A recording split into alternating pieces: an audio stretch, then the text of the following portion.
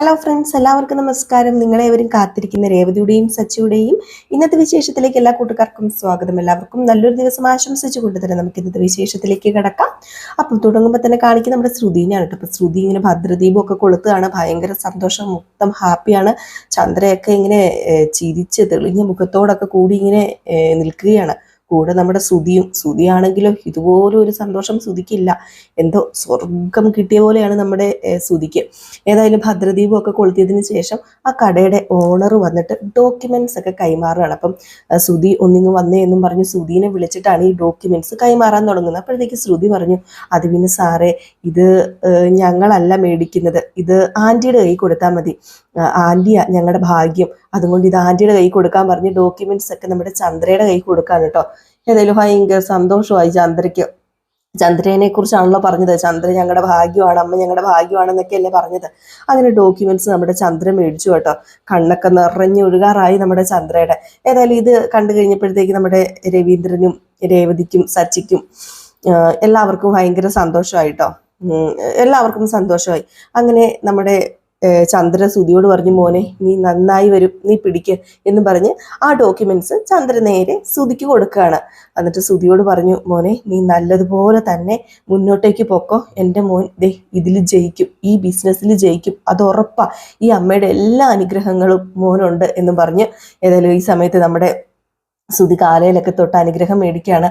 അത് കഴിഞ്ഞിട്ട് അച്ഛൻ്റെ അടുത്ത് ചെന്നിട്ട് അച്ഛ അനുഗ്രഹിക്കണം അച്ഛ എന്നും പറഞ്ഞ് രവീന്ദ്രൻ്റെ അടുത്ത് ചെന്ന് അനുഗ്രഹമൊക്കെ മേടിക്കുകയാണ്.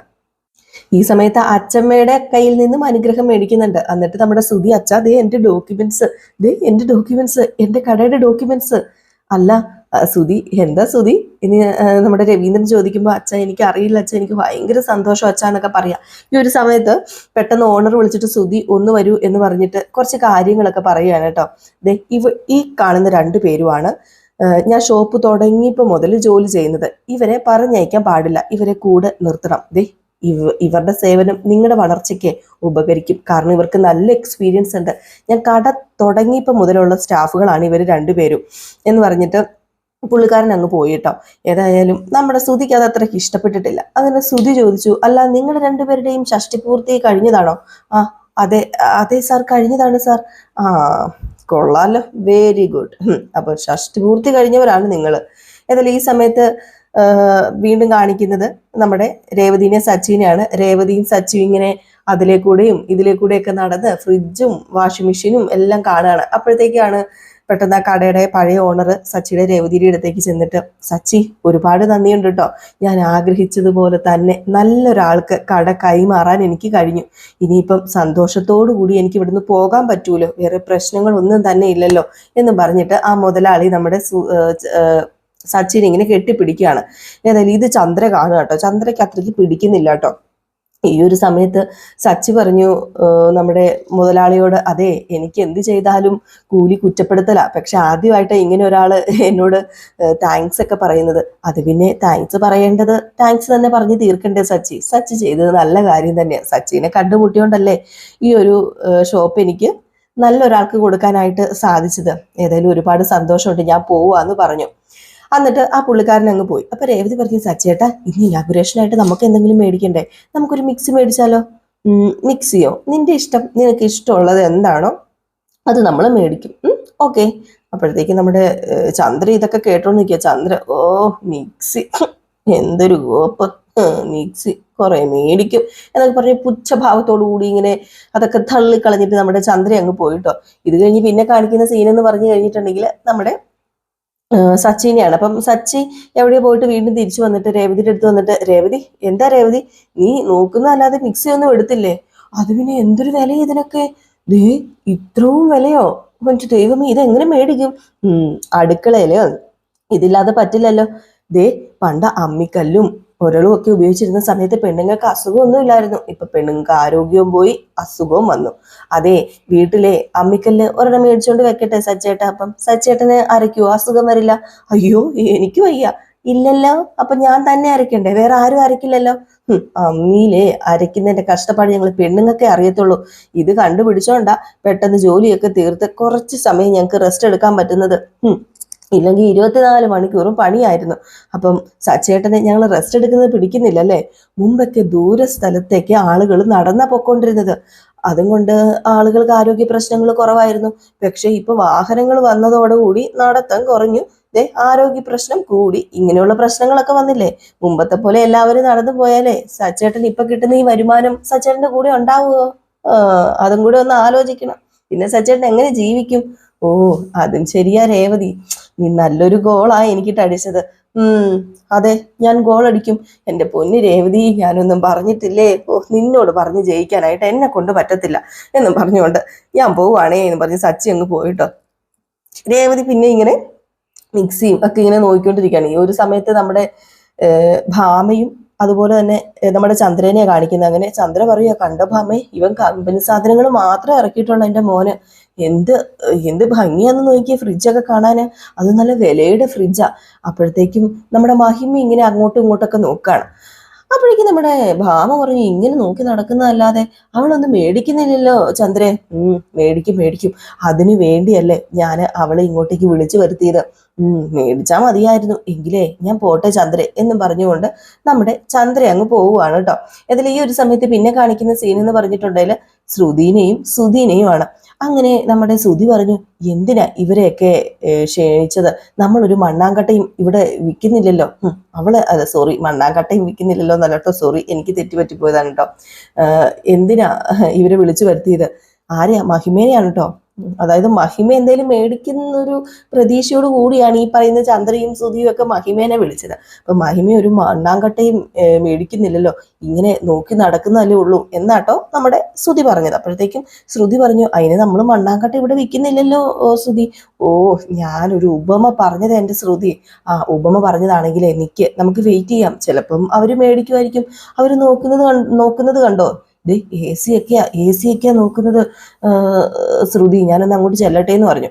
അപ്പം ശ്രുതി അങ്ങോട്ട് ചെന്നിട്ട്, അതെ ആന്റി, ഏത് മോഡൽ വേണമെന്ന് പറഞ്ഞാൽ മതി. അതെ, ഈ ഐറ്റത്തിന്റെ പുതിയ മോഡൽ ഉണ്ടാവുമോ? ഒരു 1.5 ലക്ഷത്തിന്റെ പുതിയൊരു മോഡൽ വന്നിട്ടുണ്ട്. എങ്കിൽ പിന്നെ എനിക്ക് അത് മതി. ഗോഡൌണിൽ അതാൻറ്റി, ഞാൻ അത് അവിടെ നിന്ന് എടുപ്പിക്കട്ടെ? അത് എടുപ്പിച്ചോ.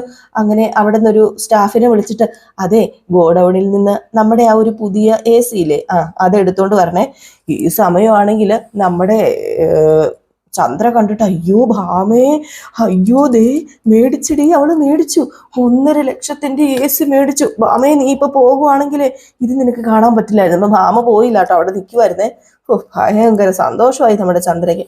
ഈ സമയത്താണ് നമ്മുടെ പാർക്കിലെ കൂട്ടുകാരൻ വരുന്നത്. പാർക്കിലെ കൂട്ടുകാരൻ വന്നിട്ട്, അയ്യോ എന്റെ ബ്രോ, പൊളി ബ്രോ, ഇങ്ങനെ പോയാൽ നിന്നെ പിടിച്ച കിട്ടത്തില്ലല്ലോ, കൺഗ്രാചുലേഷൻസ്. നിന്റെ നല്ല ടൈമാണ് കേട്ടോ ബ്രോ. ഓ, നല്ല സമയം തുടങ്ങിയിട്ട് കുറച്ച് ദിവസം ആയി ബ്രോ. ഈ ശ്രുതിയെ കുറിച്ച് പിന്നെ എന്നാ വിചാരിച്ചത്? പാർക്കിൽ ഇരുന്നപ്പോ ഞാൻ ബ്രോയോട് പറഞ്ഞതുപോലെ ഇപ്പൊ ഞാനൊരു ബിസിനസ്മാനായി മാറിയില്ലേ. സ്വന്തം കട, സ്വന്തം ബിസിനസ്, മുതലാളി. ഇതിൽ കൂടെ ഇനി എന്താ വേണ്ടതെന്നൊക്കെ പറഞ്ഞ് ഇങ്ങനെ വിട്ടപ്പെടുവാണ്. ഇത് കഴിഞ്ഞ് പിന്നെ കാണിക്കുന്ന നമ്മുടെ രേവതി മിക്സി നോക്കി കഴിഞ്ഞില്ല. അപ്പൊ സച്ചി വന്നിട്ട്, അല്ല എന്തായി രേവതി? അത് പിന്നെ സച്ചേട്ടാ, ഈ മിക്സി മേടിക്കാം, നല്ല വില കുറവാ, കാണാനും രസമുണ്ട്, പ്രശ്നമൊന്നും ഇല്ലെന്ന് തോന്നുന്നു. നിന്റെ ഇഷ്ടം, നിനക്ക് ഇഷ്ടമാണെങ്കിൽ നീ മേടിച്ചോ, കുഴപ്പമില്ല, നീ അത് പൊക്കുവാണെങ്കിൽ പൊക്കിക്കോ എന്ന് പറഞ്ഞ് മിക്സിയൊക്കെ എടുത്തോണ്ട് വരികയാണ് കേട്ടോ നമ്മുടെ സച്ചിയെ രേവതിയും കൂടെ ചേർന്ന്. അപ്പോഴത്തേക്കുമാണ് നമ്മുടെ ചന്ദ്ര, അല്ല നിങ്ങൾ എവിടെ ഈ മിക്സി ആയിട്ട് പോകുന്നത്? അത് ഞങ്ങൾ ബില്ലടിക്കാൻ പോവാ, ഈ മിക്സി ഞങ്ങൾ മേടിച്ചു. ഓ, ഒരു മിക്സി മേടിച്ചിട്ട് വലിയ കേമായി പോയി. 5000 രൂപ ഒരു വരില്ലല്ലോടി ഈ മിക്സിക്ക്. ഈ മിക്സിയാണോ നീ നിന്റെ ചേട്ടന്റെ ഉദ്ഘാടനത്തിന് മേടിച്ചത്? അല്ല, വർഷയുടെ അമ്മ എന്താ മേടിച്ചതെന്ന് അറിയാമോ? AC, 1.5 ലക്ഷം രൂപ വരുന്ന AC. അതിനെന്താ, ഞങ്ങള് 1.5 ലക്ഷത്തിന്റെ മിക്സി മേടിക്കണം എന്നാണോ പറഞ്ഞു വരുന്ന അമ്മ? 1.5 ലക്ഷം പോയിട്ട് ഒരു 10,000 രൂപയുടെ സാധനം മേടിക്കാനുള്ള ഗതി ഉണ്ടോടാ നിങ്ങൾക്ക്?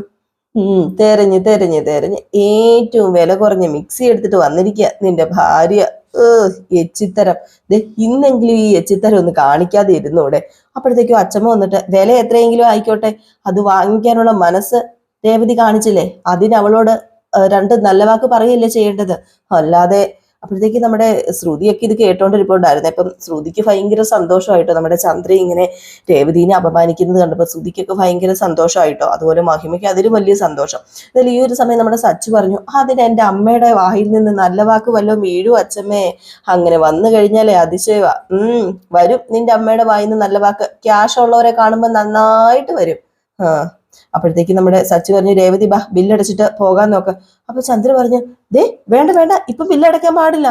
മഹിമ ആദ്യം ബില്ലടയ്ക്കട്ടെ, അത് കഴിഞ്ഞിട്ട് നിങ്ങൾ ബില്ലടച്ചാൽ മതി. അതെന്താ ഞങ്ങൾ ആദ്യം ബില്ലടച്ചാല്?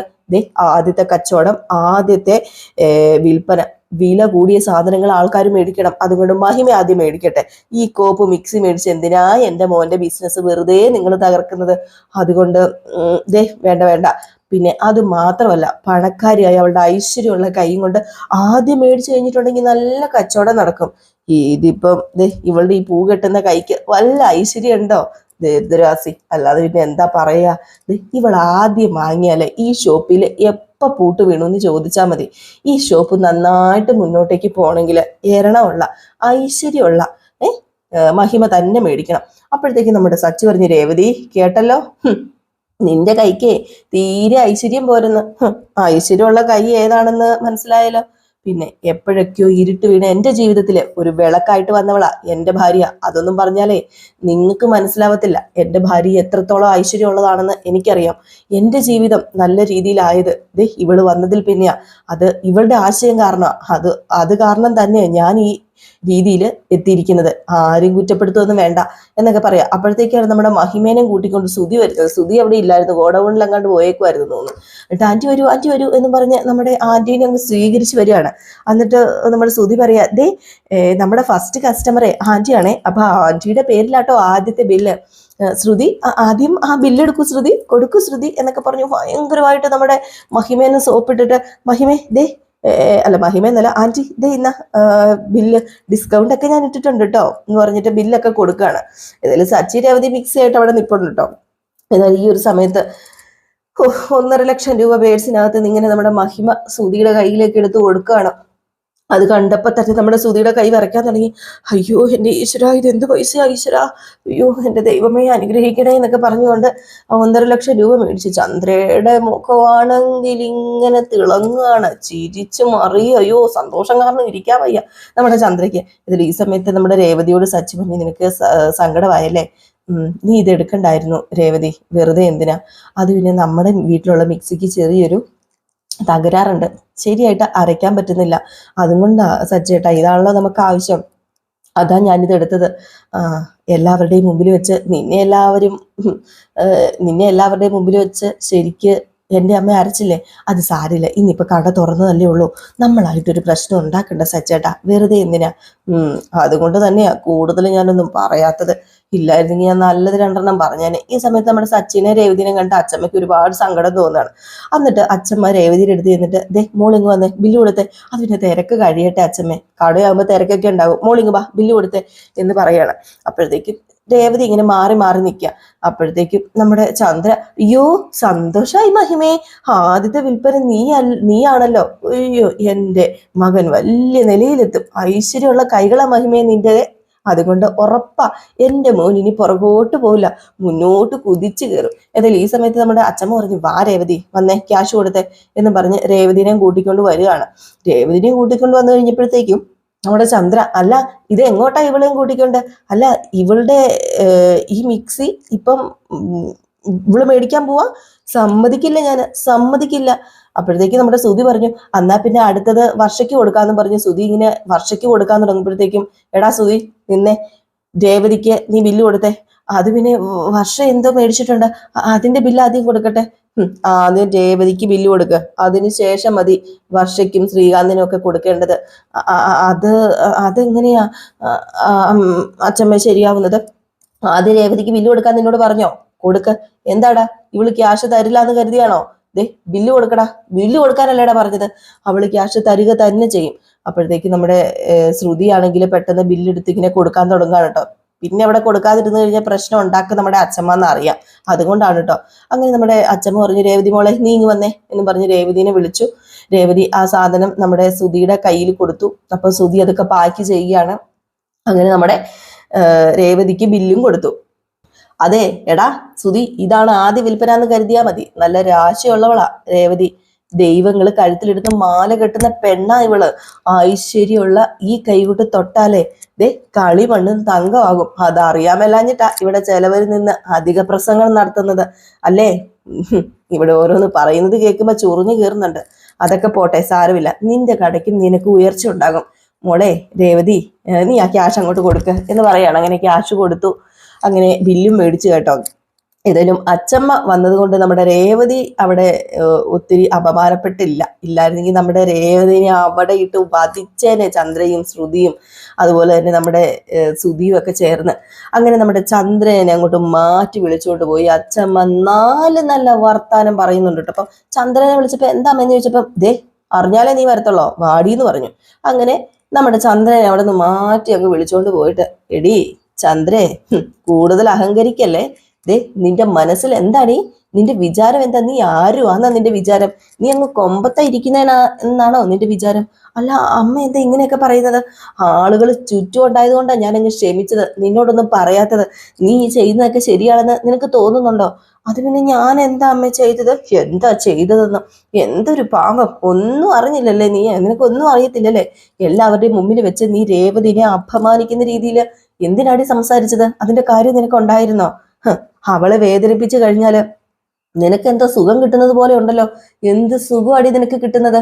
നിന്നോട് ഞാൻ പലതവണ പറഞ്ഞിട്ടുള്ളതാ, രേവതിനെ സങ്കടപ്പെടുത്തരുത് എന്ന്. 3 മക്കളും ഒരേ തരത്തിൽ കാണണമെന്ന്. ആ പാവം എന്ത് ചെയ്തിട്ടാടി നീ ഇങ്ങനെയൊക്കെ പെരുമാറുന്നത് അതിനോട്? അവള് കരഞ്ഞു കാണാതെ നിനക്ക് ഉറക്കം വരത്തില്ലല്ലേ? അവള് കരയണമായിരിക്കും. അവളുടെ സ്ഥാനത്ത് വേറൊരു പെണ്ണായിരുന്നെങ്കിൽ ഇതിനു മുന്നേ നിന്റെ ചെകിടത്തെ 2 തന്നിട്ട് അവളുടെ ഭർത്താവിനെയും കൂട്ടി വീട് വിട്ട് ഇറങ്ങിപ്പോയേനെ. അവള് പോകാത്തത് അവൾക്ക് അന്തസ്സും അഭിമാനവും ഉള്ളത് കൊണ്ടാ. സഹികെട്ട് അവര് വീട് വിട്ട് പോകാൻ വേണ്ടിയാണ് നീ കരുതി കുട്ടി ഇങ്ങനെ പെരുമാറുന്നതെന്ന് എനിക്ക് അറിയാടി. നടക്കില്ലടി, നിന്റെ ഐഡിയ നടക്കില്ല. അങ്ങനെ ഒരു നിന്റെ മനസ്സിൽ അങ്ങനെ ഒരു ആഗ്രഹം ഉണ്ടെങ്കിലേ അത് പൂട്ടിക്കെട്ടിയെടുത്തങ്ങ് വെച്ചോ. രേവതി സച്ചി എന്നും അവിടെ ഉണ്ടാകും. ഓ, വർഷയുടെ അമ്മ വിശിഷ്ടാതിഥി. അതുപോലെ അല്ലേടി രേവതിയുടെ അമ്മയും.